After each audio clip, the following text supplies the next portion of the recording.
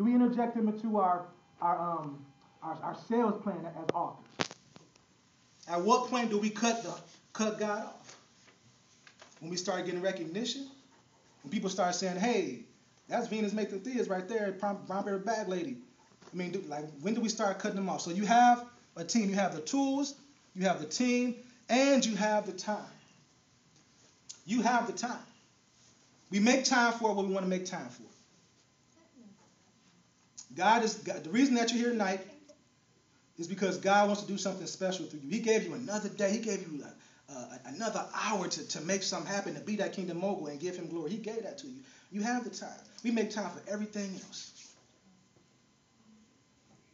We make time for everything else, but have we made time to be kingdom moguls, like for real, for real?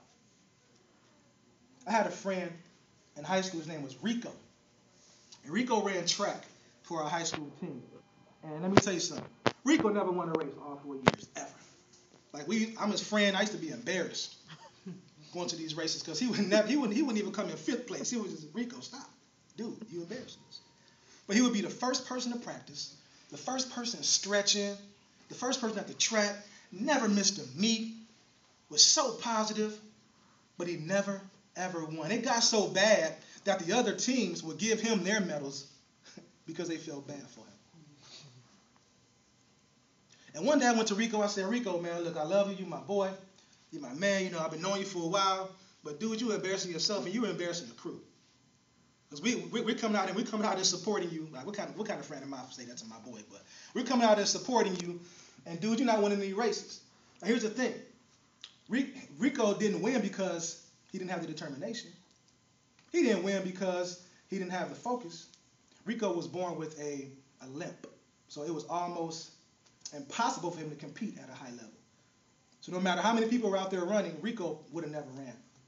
And so when I asked him, I said, "Rico, you know, why do you continue to run?" He said, "Jesse, if I stop running, I have no chance at winning at all. As long as I'm on this track, as long as I'm running, as long as I'm using what I have, as long as I'm maximizing my greatness, as long as I have that kingdom mogul mindset, I have a chance of winning." And what I've done, I've taken Rico's name and made an acronym out of it. R stands for reach down deep. Every now and then, as authors, we get frustrated and discouraged. But there's something down on the inside of you that God has placed, that oil that God has placed inside of you. And a lot of times we got to tap into that to keep us going. I know I do. Sometimes I don't want to write. Sometimes I just want to chill on the couch and watch CSI. Which is cool, which is fine. But again, I can't apply a C-level commitment to an A-level endeavor. If I want to be a kingdom mogul, I have to always be at that A-level mindset. So R, reach down deep. I, ignore the haters. I'm going to tell you, this year, I have experienced that tremendously. That haterism thing, like I never thought it would happen to me. I try to treat everybody right. But even then, when you do that, some people still find something wrong. I never thought I would experience that, but I have. And it hurts. But I've learned that I have to just ignore that because offenses will come. Yes. No matter how good you are, no matter how kind you are, offenses will come. So I ignore the haters. Rico had haters. People in the stands booing him and saying, you know, you're handicapped. And even some of his friends had little haterism in us. But he kept going no matter what. I ignore the haters. C, find that center of confidence within yourself. What do I mean by that? Your center of confidence is that place where all your successes dwell. Your past successes, your past goals, everything that you've done good in your life, there's like a center on the inside of you. And all of your successes are there marinating right there, ready for you to tap into them. Find your center of confidence. And O, overcome the obstacles. Overcome the obstacles. Rico had an obstacle. He had a limp. But he overcame it. He kept running. I'm not sure what your obstacles are. I'm not sure what all your challenges are. But I'm pretty sure you have some. Thank you. I'm pretty sure you have some. But the key to operate on the A level is to overcome the obstacle. Reach down deep. Ignore the haters. Tap into that center of confidence.